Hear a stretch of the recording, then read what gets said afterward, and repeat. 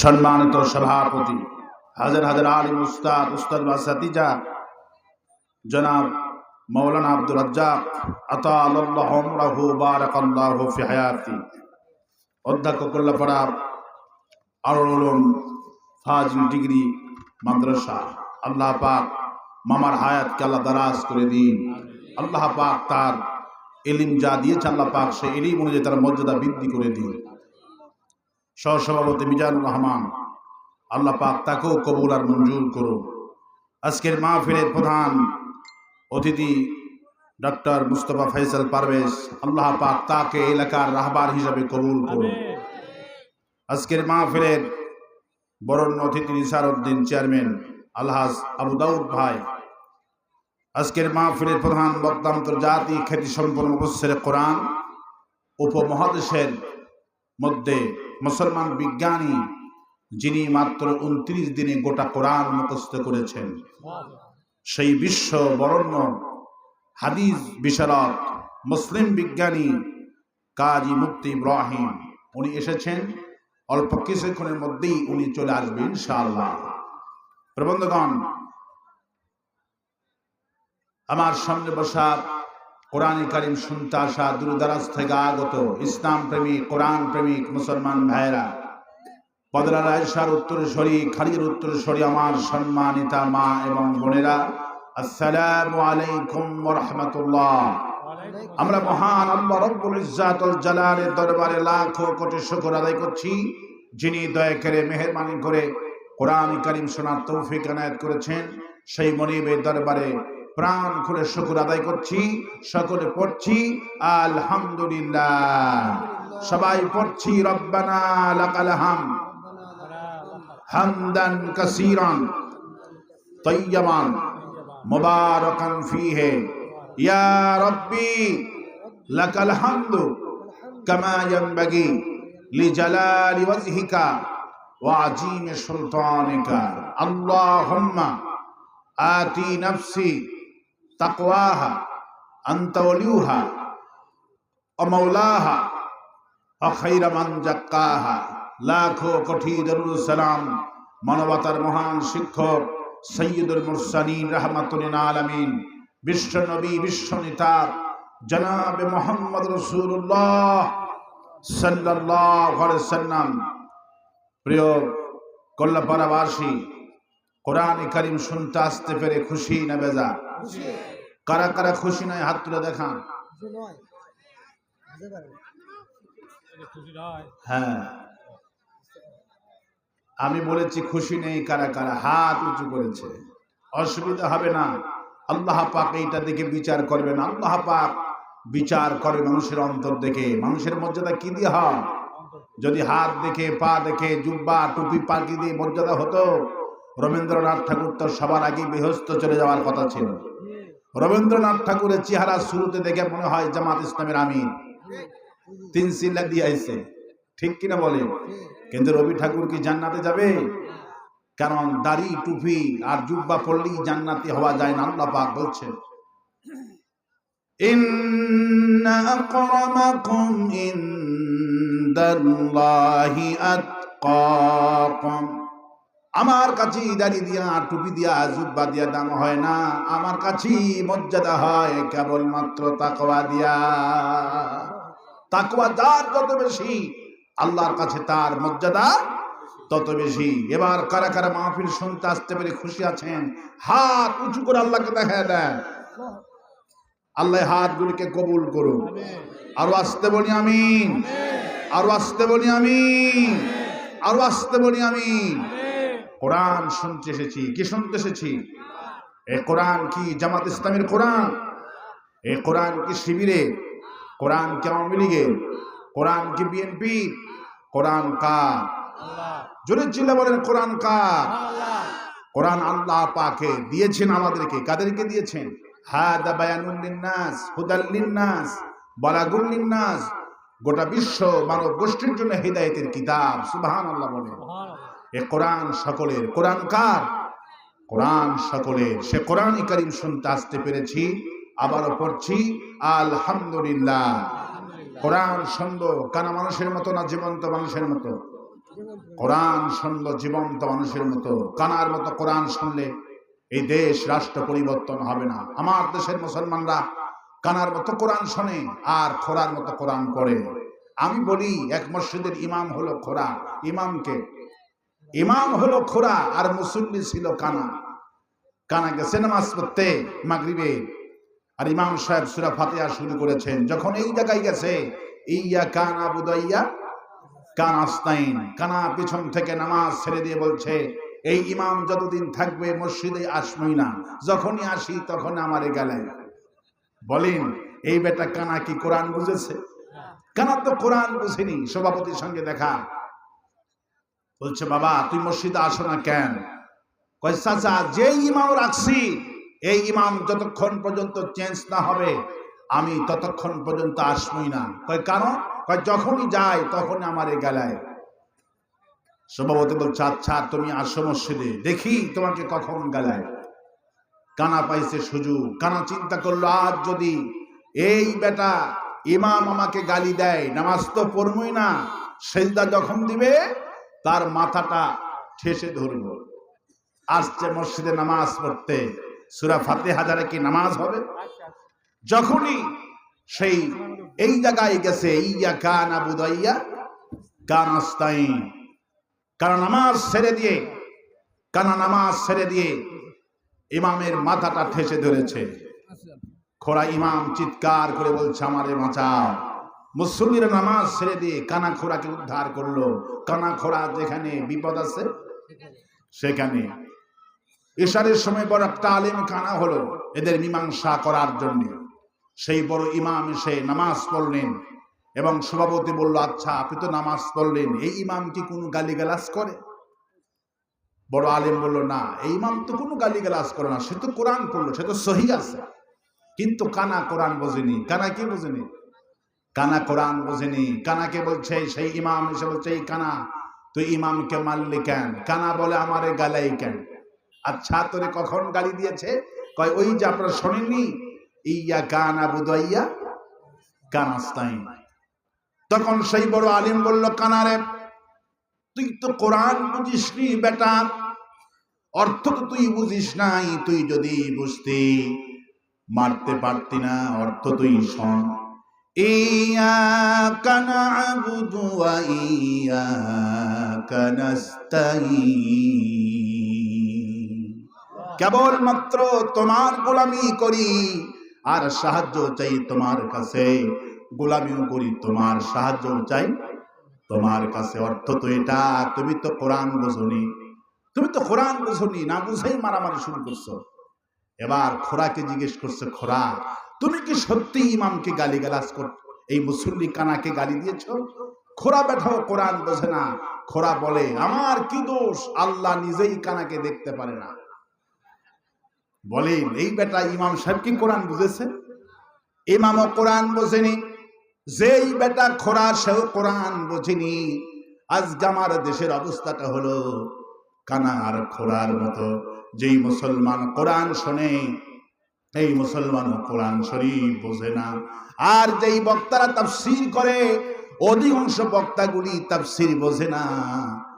নেতারা মঞ্চে আসে কোরআন বোঝে না, বক্তাকে হুমকি দেয় আলোচনা শুনলে।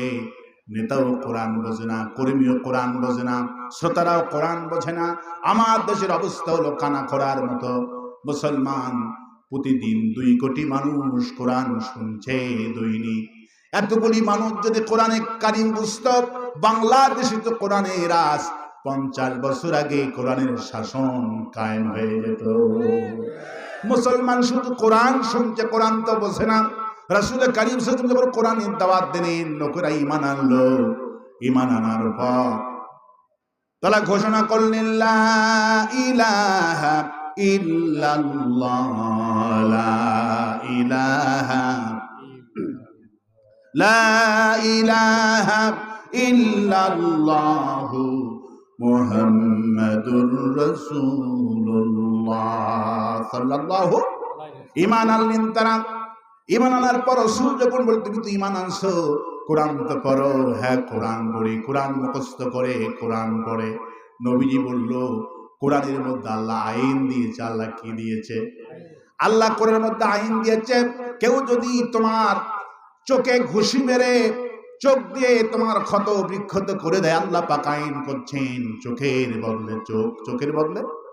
কেউ ক্ষমতা আছে বলে, টাকা পয়সা আছে বলে অন্যায় ভাবে নাকে ঘুষি দিয়ে রক্ত বের করে দিল, দাঁত ফেলে দিল, আল্লাহর আইন হলো দাঁতের বদলে দাঁত, চোখের বদলে চোখ, নাকের বদলে নাক। কেউ যদি অন্যায় ভাবে হত্যা করে, যেমন ওসমান হাদিকে হত্যা করা হয়েছে, ঠিক কিনা বলেন?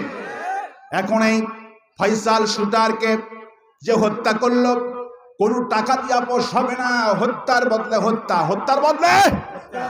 এই আইনটা কে দিছে? রাসূল যখন ওদেরকে বললেন তোমরা তো কোরআন পড়ো, কোরআন তো মুখস্থ করো, আমার পেছনে নামাজ পড়ো, আল্লাহ কোরআনের মধ্যে আইন দিয়েছে চুরি করলে হাত কাটতে হবে। কি করতে হবে? চুরি করলে হাত কাটতে হবে। চোখের বদলে চোখ, নাকের বদলে নাক, দাঁতের বদলে। এগুলি আইন কে দিছে? আল্লাহ দিয়েছেন। রাসূল ওদেরকে যখন বুঝালেন, তখন ওই লোকগুলি মুনাফিকরা কাফেরদের কাছে দৌড় দিল, যে কথাগুলি শেয়ার করলো, গোপন কথাগুলি বলে দিল। রাসূলুল্লাহ ক্ষমতা দখল করতে চায়, কোরআনের আইন কায়েম করতে চায়। রাসূলুল্লাহর কানে যখন আসলো, নবীজির মনটা খারাপ হয়ে গেল। আহারে, এই লোকেরা 5 ওয়াক্ত নামাজ পড়ে, এই লোকেরা কোরআন পড়ে, কোরআন মুখস্থ করে, কিন্তু কোরআনের আইন তারা মোটেই পছন্দ করছে না। নবীজির মনটা এত খারাপ হয়ে গেল, আল্লাহ পাক বিশ্ব নবীর মনটাকে চাঙ্গা করার জন্য সূরা জুমার 5 নম্বর আয়াতে কারিমা নাজিল করে দিয়ে দিলেন, মাসালুল লাযীনা হুম মিনাত তাওরাত সুম্মা লাম ইয়াহমিলুহা কামাসালিল হিমারি ইয়াহমিলু আসফারা। হে নবী, মাসালুল লাযীনা হুমিলুত তাওরাত, আমি মূসা আলাইহিস সালামকে তাওরাত অবতীর্ণ করেছিলাম, মূসা আলাইহিস সালামকে আমি তাওরাত দিয়েছিলাম, কিন্তু সেই জাতিরা তাওরাতের দায়িত্বভার মুঠেই পালন করেনি। শুধু তাওরাত মুখস্থ করত, তাওরাত তেলাওয়াত করত, তাওরাত মুখস্থ করত, তাওরাত তেলাওয়াত করত, কিন্তু তাওরাতের মধ্যে যে আমি হুকুম দিয়েছি, এই হুকুম তারা মুঠেই পালন করে না। আমি যা আইন দিয়েছি তাওরাতের মধ্যে, ফেরাউনের গোষ্ঠীরা মোটেই আমার আইনকে ফলো করেনি। অনুরূপ ভাবে তোমার যারা প্রতি ঈমান আনছে, আমার প্রতি যারা ঈমান আনলো, এরাও ঠিক কোরআন পড়ে, কোরআন মুখস্থ করে, এরা হলো হিমার, এরা হলো গাধার মতো। কিসের মতো? গাধার মতো। রাসূল ওই সব লোকের দৃষ্টান্ত আমি আল্লাহ দিচ্ছি, এরা হলো গাধার মতো। গাধার পিঠে কিতাব দেওয়া হলো, গাধা কিতাব বহন করে নিয়ে যাচ্ছে। এখন গাধা কি বোঝে তার পিঠের উপরে কি দেওয়া আছে? গাধা কি বোঝে নাকি সে কি বহন করছে? গাধার কাজ হলো তার বহন করা। গাধা তো বোঝে না তার পিঠের উপর আলুর বস্তা আছে না ভুসির বস্তা আছে, গাধা তো বোঝে না। এই সমাজের হাফেজ আর আলেমেরা আছে, যারা কোরআন পড়ে কোরআনটা বোঝে না, এরা হলো গাধার মতো। কোরআন শরীফ মুখস্থ করছে আলিম হাফেজ, আবার কোরআনের শাসন যারা চায় না, তাদের পক্ষে একটা আসনের জন্য মাথা নত করছে। এমন লাঠিয়ালা হুজুর আমার দেশে আছে না নাই? আছে না নাই? এরা হলো মুনাফিক। কারা কারা? এরা হলো মুনাফিক। কোরআন পড়ে আল্লাহ পাক বলেন, ওয়া আনতুম তাতলুনাল কিতাব, ও আলিম ও হাফেজ, আলিমদেরকে আল্লাহ ছেড়ে দিবেন না। ওয়া আনতুম তাতলুনাল কিতাব, তোমাদেরকে ইলম দান করা হলো, তোমরা বড় আলিম দাবি করো, ইলমওয়ালা দাবি করো, কিন্তু অথচ লা তালবিসুল হাক্কা বিল বাতিল, জেনে বুঝে হক আর বাতিলকে মিশ্রিত করে ফেলে দিচ্ছ। ওরা জেনে জানে, ওরা জানে জামাত ইসলামী হক দল, ওরা জানে আল্লামা সাইদি নির্ভেজাল ছিল, কিন্তু আমার দেশের হুজুরগুলি একটা টু শব্দ করেনি, একটা হুজুর মুখ ফুটে কথাও বলেনি, জালেমদের সাথে ঐক্য করেছিল। এমন মুরব্বী আমার দেশে আছে না নাই? আছে না নাই? আমার বন্ধুগণ, আমার ভাইয়েরা, সেই জন্য কোরআন শুনতে আসছি। কোরআন যদি আজকে শুনতে পারি, কানার মতো কোরআন শুনবো না, খোরার মতো কোরআনটা আমরা পড়বো না, কোরআন পড়বো, কোরআন বুঝবো। কোরআন যে ব্যক্তি পড়ে প্রতি অক্ষরে হলো 10টা নেকি, আর যে ব্যক্তি বুঝে পড়ে আল্লাহ পাক তাকে ডবল নেকি আমলনামায় লিখে দেয়। আল্লাহ বলছেন ফালা ইয়াতাদাব্বারুনাল কোরআন, আল্লাহু আকবার বলে। তোমরা কোরআন নিয়ে গবেষণা করো, কোরআন নিয়ে রিসার্চ করো, চিন্তা ভাবনা করো। আমি কি কোরআন তোমাদেরকে দান করেছি? কোরআনটা কেন শুনতে আসছো জানো নাকি? আমরা বললাম আল্লাহ কোরআনটা কেন শুনতে আসছে আপনি বলেন। আল্লাহ পাক বলছেন কেন কোরআন দিয়েছে শোনো, ফি কুলুবিহিম মারাদুন ফাজাদাহুমুল্লাহু মারাদা। তোমাদের অন্তরে আছে বেদী, এই বেদী সারানোর জন্য আমি আল্লাহ কোরআন শরীফ অবতরণ করে দিয়েছি। আজকে যে মাহফিল করা হচ্ছে, এই মাহফিল করার মূল উদ্দেশ্য হলো মানুষের অন্তর পরিবর্তন করবে। কি পরিবর্তন করবে? বিশ্বনবী বলতেন ইয়া মুকাল্লিমান কুলুব সাব্বিত কলবি আলা দীনিকা। বিশ্বনবী সাল্লাল্লাহু মাহফিল শুধু মুসলমান থাকতো না, চতুর্দিকে ইহুদি খ্রিস্টানগুলি দাঁড়িয়ে কোরআন শরীফ শুনতো। সুবহানাল্লাহ। আমাদের দেশে কিছু কিছু বক্তা আছে, উনি দলের নেতাদেরকে নাম ধরে গালি দেয়, উত্তেজিত বক্তব্য দেয়। এমন বক্তা আছে না? সাতক্ষীরা কোম্পানি আছে না? নাই। এটি কিন্তু কোরআন মোটেই সাপোর্ট করে না। ইসলামী দাওয়াতের টেলিং এটা নয়। আল্লাহ পাক বলছেন কওলাল লাইয়িনা, মুসাকে বলছেন যখন দাওয়াত নিয়ে যাবা ফেরাউনের কাছে নরম করে কথা বলো। সুবহানাল্লাহ। কারণ গরম করে কথা বললে মাহফিল কমিটির সমালোচনা হয়, মানুষের তাসির হয় না। কি হয় না? তাসির হয় না। বিশ্বনবীর মাহফিলে শুধু মুসলমান থাকতো না, চতুর্দিকে সব জাতি লোকেরা দাঁড়িয়ে কোরআন শুনছে, সব কোরআন শুনছে। বিশ্বনবী শেষে একটা দোয়া করতেন, ইয়া মুকাল্লিমান কুলুব সাব্বিত কলবি আলা দীনিকা। হে অন্তর পরিবর্তনকারী, তুমি আগে আমার অন্তরটাকে তোমার দ্বীনের জন্য কবুল করো। আর যতগুলি মানুষ তোমার কোরআন শুনতে আসছে আল্লাহ সবার অন্তরটাকে তোমার দ্বীনের জন্য কবুল করো। খ্রিস্টানগুলি কোরআন শুনতো, ইহুদিগুলি কোরআন শুনতো, আর বলতো আরে ইনি তো বিশ্ব নবী, যিনি গর্ব দিলেন না, যিনি আমাদেরকে কখনো টিটকারি করেন না। তিনি বলছেন আল্লাহ যতগুলি মানুষ কোরআন শুনছে সবার অন্তরটাকে তোমার দ্বীনের জন্য কবুল করো। বলি আমি। আল্লাহ পাক সেই জন্য বলছেন বান্দারে, মানুষের বেদী হয় দুই জায়গায়, একটা হলো শরীরে আর একটা হলো অন্তরে। বেদী কয় জায়গায় হয়? বেদী হয় দুই জায়গায়, একটা হলো শরীরে আর একটা হলো অন্তরে। অন্তরের বেদী হলো আসল বেদী। এই কথা কে বলছে? কিন্তু অন্তরে বেদী আছে, ভালো করা কোন চিন্তাই করছে না। ক্যান্সার হয়ে গেলে আত্মীয় স্বজন বিপদে পড়ে যায়, জমা জমি বিক্রি করে ভারতে যায়, বিদেশে যায়। সবচেয়ে বড় বেদির নাম হলো ক্যান্সার। সবচেয়ে বড় বেদির নাম কি? ক্যান্সার। তারপরে ডায়াবেটিস, তারপরে হার্ট অ্যাটাক, তারপরে হাই প্রেশার। এগুলিকে মানুষ বড় বেদি মনে করে, বড় বেদি মনে করে। কোন মানুষ যদি বিছানায় পড়ে থাকে ক্যান্সারে, লোকেরা গালি দেয়, বেটাটা পাপ করেছে বলে বিছানায় পড়ে আছে। রাসূলুল্লাহ বলছেন খবরদার, বান্দা যখন ক্যান্সারের ব্যথার কারণে বান্দা আল্লাহ আল্লাহ বলে, যতবার আল্লাহকে ডাকে আল্লাহ বলে আমি আমার গোলামের জিন্দেগির গুনাহগুলি মাফ করে দিই। অসুস্থ মানুষ যখন পড়ে যায়, বিছানায় পড়ে যায়, আল্লাহ পাক বলে আমি তাকে মাসুম করতে চাই, আমি তাকে অসুস্থই ফেলাইয়া দিই। বান্দা প্রতি মুহূর্তে যখন আমাকে ডাকে, আমার বান্দার প্রতি ডাক আমি আল্লাহ শুনি আর তাকে মাসুম করতে থাকি। ক্যান্সার আক্রান্ত হয়ে মরে গেলে জাহান্নামে আপনি হবেন না। হার্ট অ্যাটাক করে মরে গেলে জাহান্নামে হবেন না। যদি হাই প্রেশার উঠে মরে যান জাহান্নামে হবেন না। কিন্তু আসল বেদি নিয়ে যদি কবরে যান, সেই বেদির নাম হলো অন্তরের বেদি। আল্লাহ পাক সেই জন্য বিশ্ববাসীকে সতর্ক করছেন, ফি কুলুবিহিম মারাদুন ফাজাদাহুমুল্লাহু মারাদা। তোমাদের অন্তরে আছে বেদি, এই বেদি আমি আরো বাড়াইয়া দিব যদি বেদির চিকিৎসা না করো। বেদির চিকিৎসা যদি না করো, বেদি বাড়াইয়া দিব। এখন অন্তরে বেদি আছে, এই বেদির চিকিৎসা কোথায় গেলে পাওয়া যাবে?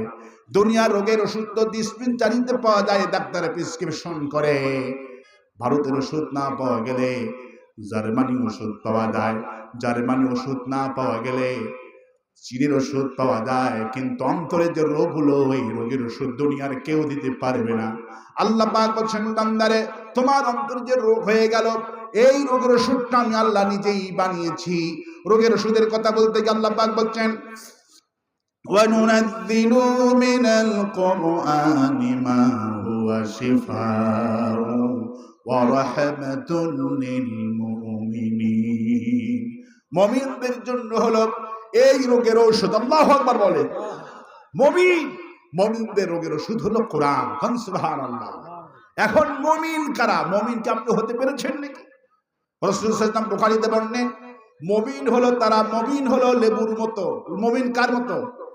মুমিনের দৃষ্টান্ত রাসূল বলছেন, মুমিন বান্দা হলো লেবুর মতো। মুমিন বান্দা হওয়া খুবই জরুরি। মুমিন বান্দা ছাড়া অন্তরে যে রোগ হয়েছে এই রোগ ভালো হবে না। রোগ ভালো করতে হলে মুমিন হতে হবে। কি হতে হবে? এখন মুমিন কারা? রাসূল বলেন, খাঁটি মুমিন হলো তারা কোরআন পড়ে, যেমন কোরআনের মধ্যে আল্লাহ আইন দিয়েছে, বিধান দিয়েছে, শাসন দিয়েছে, আল্লাহ যা আইন দিয়েছেন, মুমিন বান্দা কোরআন পড়ে যেমন কোরআনের আইনটা চায়ও তেমন। কোন সুবহানাল্লাহ। এরা হলো খাঁটি মুমিন। এরা কি মুমিন? খাঁটি মুমিন। এরা হলো লেবুর মতো। রাসূল সাল্লাল্লাহু আলাইহি ওয়াসাল্লাম বলছেন, লেবু খাইতেও মজা, লেবুর ঘ্রাণও সুন্দর। আল্লাহু আকবার। লেবু খাইতেও মজা, লেবুর ঘ্রাণও কি সুন্দর। কিন্তু ওদের রোগ ভালো হবে না। ওরা কারা? ওদের রোগ ভালো হবে না। ওয়ালা ইয়াজিদুন যালিমিনা ইল্লা খাসারা। ওরা জালিম, যারা জুলুম করে, চাঁদাবাজি করে, টেন্ডারবাজি করে, ক্ষমতা যাওয়ার আগেই চাঁদাবাজি করে, এমন দল আছে না নাই? আছে না নাই? আল্লাহ বলছে, ওয়ালা ইয়াজিদুজ যালিমিনা ইল্লা খাসারা। যারা চাঁদাবাজ, জুলুমবাজ, ফাইন্না যুলমাতু ইয়াউমাল কিয়ামা, জুলুম যারা করবে কিয়ামতের দিন এদের অন্ধকার করে আল্লাহ পাক কবরে ওদের গলায় জুলুমের রশি পরায় দেবে। আল্লাহু আকবার। এই জুলুমবাজদের, যারা কোরআন বিরোধী, যারা কোরআন শুধু পড়ে, কোরআনের শাসনটা চায় না, এদের জন্য কোরআন হেদায়েত তাদের জন্য হবে না। ওদের জন্য হলো খাসারা। ওদের জন্য কি? খাসারা। খাসারা বলা হয় ওই জিনিসকে আপনি টাকা দিয়ে কিনছেন, 1 টাকা দিয়ে কিনছেন, কিন্তু কোনো লাভ হয়নি। কি হয়নি? লাভ হয়নি। যেই দামে কেনা সেই দামে বিক্রি, এটাই বলা হয় লোকসান। একে কি বলা হয়? লোকসান। আর খাসারা মানে টাকা সুদটা গায়েব হয়ে যাওয়া, তাকে বলা হয় আরবিতে খাসারা। তাকে কি বলা হয়? খাসারা। মানে সব তকবির সুদটা শেষ। লোকেরা বলে না আমসালা দুটি শেষ, মানে সালার মধ্যে যে আমটা রাখছিল পচে গেছে, মানে সালাটাও শেষ, আমও শেষ, দুটি শেষ। এই জন্য আমসালা দুটি শেষ। যারা কোরআন বিরোধী, কোরআনের শাসন যারা চায় না, কোরআনের আইন যারা চায় না, আল্লাহ বলছে খাসারা। এদের দুনিয়াও শেষ, আখিরাতও শেষ। এই জন্য আল্লাহ পাক বলছেন, ফি কুলুবিহিম মারাদ। তোমাদের অন্তরে হলো বেদী। অন্তরে কি হলো? তোমাদের অন্তরে হলো বেদী। এই বেদী তোমাদের ভালো করতে হবে।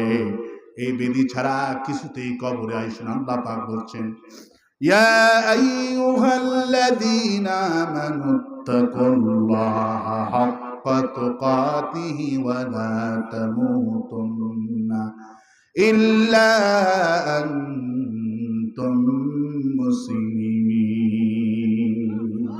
খবরদার ঈমান যারা আনছো, খবরদার। ওয়ান্তুম মিনাল মুসলিমিন বলা হয়েছে, খবরদার মুসলমান না হয়ে কবরে এসো না। কবর হলো কঠিন জায়গা। কে বলছেন? আল্লাহ পাক বলছেন, খবরদার অন্তরের রোগটা ভালো করো।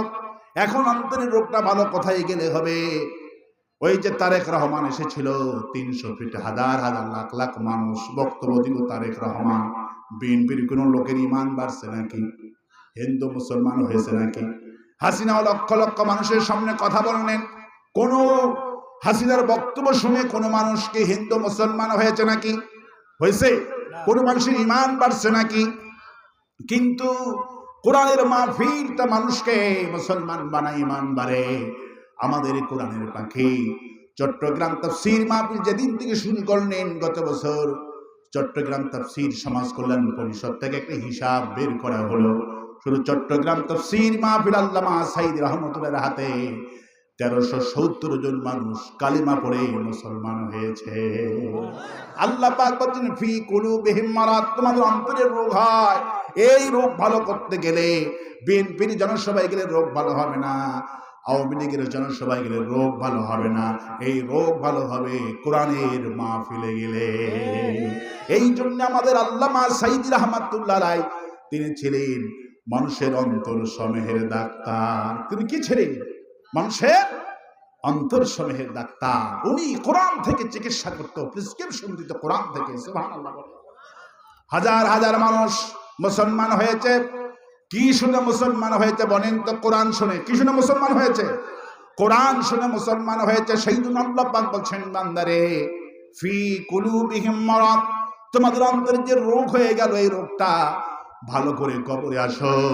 যেদিন মালাকুল মউতকে আপনি দেখতে পারবেন, অবস্থাটা বড় খারাপ হয়ে যাবে। আল্লাহ পাক বলছেন সেই দিনকে স্মরণ করো, যেই দিন সম্পর্কে আল্লাহ পাক বলছেন ফালাউলা ইযা বালাগাতিল হুলকুম, তোমার কণ্ঠনালীর কাছে যখন রুহটা চলে আসবে, স্মরণ করো সেই দিন যেদিন কণ্ঠনালীর কাছে রুহটা চলে আসবে।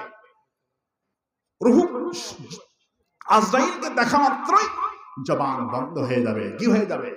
জবান বন্ধ হয়ে যাবে। তাওসিয়াতা কোন ওসিয়ত ছিল করতে পারবে না। পাশে স্ত্রী বসে কাঁদবে, সন্তানগুলি কাঁদতে থাকবে, কিন্তু লোকটার অন্তরটা খোলা থেকে যাবে। আল্লাহ পাক সেই ব্যাপারে বলছেন লোকটার অন্তরটা খোলা আছে। অন্তর যেমন তেমনি মন, এটা যেমন তেমনি আছে, কিন্তু জবানটা বন্ধ হয়ে যাবে। অন্তরের রোগ দ্বারা ভালো করলেন না, অবস্থা শোনেন। অবস্থাটা কি করুন হবে আপনাদের? কোরআন যারা বিরোধী, এদের অবস্থাটা দারুণ অবস্থা, খারাপ হয়ে যাবে। আল্লাহ পাক সেই কথা বলছেন, জবানটা বন্ধ হয়ে গেল। পাশে বসে স্ত্রী কান্দে, সন্তানগুলি কান্দে। লোকটা আল্লাহর কাছে মনে মনে বড় বলামিন, আমার জবানটা বন্ধ হয়ে গেল, আমি তো কথা বলতে পারছি না। মালাকুল মউতকে দেখা মাত্র, মুসলিম শরীফের হাদিস এসেছেন, মালাকুল মউতকে দেখা মাত্র জবানটা বন্ধ হয়ে যায়। আল্লাহ পাক বলছেন তাওসিয়াতাও কোনো ওসিয়ত করতে পারবে না। মালাকুল মউতকে দেখা মাত্র জবান বন্ধ হয়ে যাবে, ওসিয়ত করতে পারবে না। আল্লাহ পাক বলছেন ওয়া আনতুম হিনা ইযিন তানজুরুন, পাশে স্ত্রী সন্তানগুলি তাকায় থাকবে, তানজুরুন তাকায় তাকায় দেখতে থাকবে। কেউ আপনাকে মৃত্যুর হাত থেকে বাঁচাইতে পারবে না। এই লোকটি বলবে আমি আহাদাকুমুল মাউত ফায়াকুল রাব্বি লাউলা আখারতানি, হায় আল্লাহ মালাকুল মউতকে আমি দেখতে পাচ্ছি, আমাকে আর কিছুকাল সময় দেওয়া হোক। কি দেওয়া হোক? আর কিছুকাল সময় আমাকে দেওয়া হোক।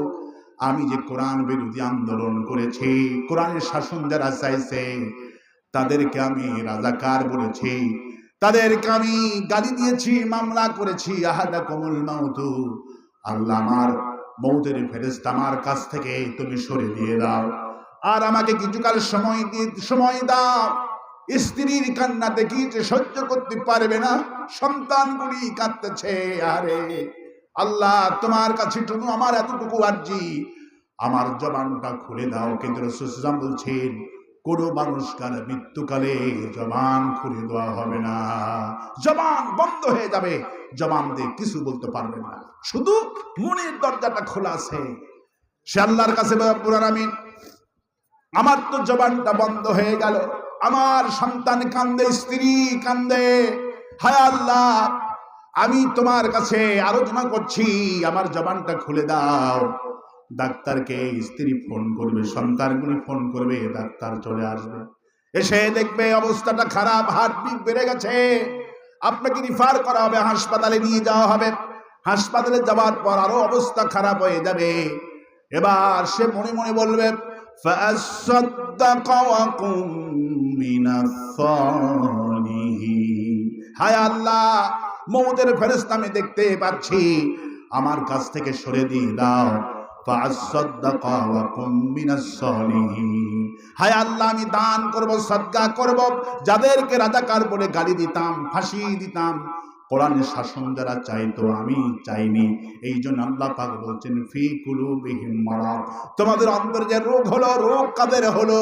ইন্নাল্লাযী লাইসা ফি জাওফিহি শাইউম মিনাল কুরআনি কাল বাইতিল খারিম, বলা হয়েছে যার অন্তরে কোরআন নাই তার অন্তরটা হলো খারিফ বিরান বাড়ির মতো, সারা বাড়ির মতো। যার অন্তরে কোরআন আছে তার অন্তরে সব আছে। আল্লাহু আকবার। তার অন্তরটা কখনো মারাত হয় না, তার অন্তরে কখনো রোগাক্রান্ত হয় না। কোরআন যাদের অন্তরে থাকে এদের অন্তরটা হলো পরিশুদ্ধ অন্তর। সুবহানাল্লাহ। এদের অন্তরটা হলো পরিশুদ্ধ অন্তর। আল্লাহ পাক এবার বলবেন, এই লোকটা তো তার স্ত্রী কান্না দেখে সে পাগল হয়ে যাবে, সন্তানের কান্না দেখে সে পাগল হয়ে যাবে। সে বলবে ফাসাদদাকা ওয়া কুম মিনাস সালিহিন। আল্লাহ, আমি দান করব, সদকা করব, আমি মালাকুল মউতকে দেখতে পাচ্ছি, আমার কাছ থেকে ফিরিয়ে দিয়ে দাও।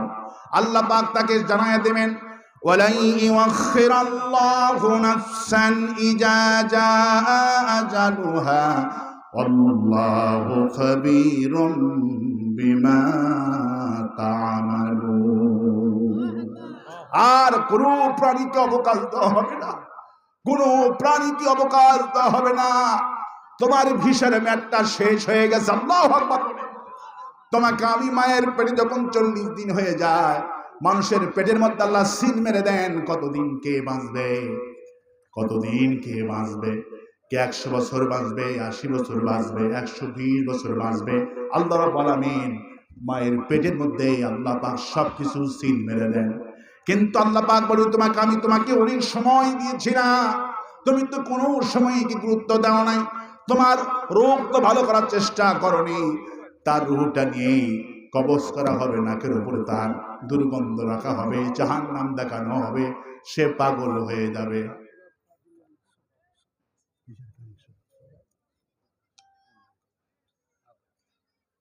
রুমাল পাড়াই দেবো, নিয়ে আসে, সমস্যা নেই, আরো পরে দেবো চাদর, চাদর পরে, উনি আসলে চাদর দেবো।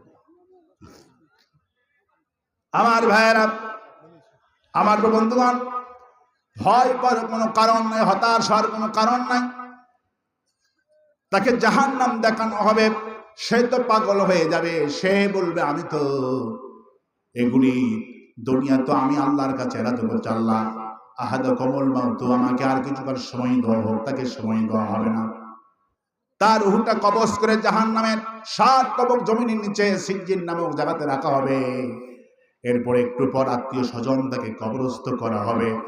কবরে দেওয়ার পর মুনকির নাকির কবরে আসবেন। আসার পর 3টা প্রশ্ন করবে। প্রত্যেকটি মানুষকে যাচাই বাছাই করার জন্য 3টি প্রশ্ন করা হবে। প্রথম প্রশ্নের নাম হলো মান রব্বুকা, তোমার রব কে?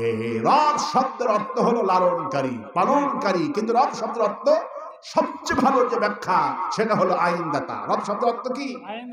আইনদাতা। এই জন্য কবরে যে প্রশ্ন করা হবে 3টি প্রশ্ন হলো রাজনৈতিক প্রশ্ন। কি প্রশ্ন? আমরা তো বুঝি না। কবরে প্রশ্ন করা হবে রাজনৈতিক প্রশ্ন। প্রথম প্রশ্ন মান রব্বুকা, তুমি কার আইন দুনিয়াতে মেনেছো? প্রথম প্রশ্ন করা হবে, তুমি কার আইন মানছো? লোকটা তো আল্লাহর আইন মানেনি। সে বলবে, হায় হাতারি, আমি তো জানি না।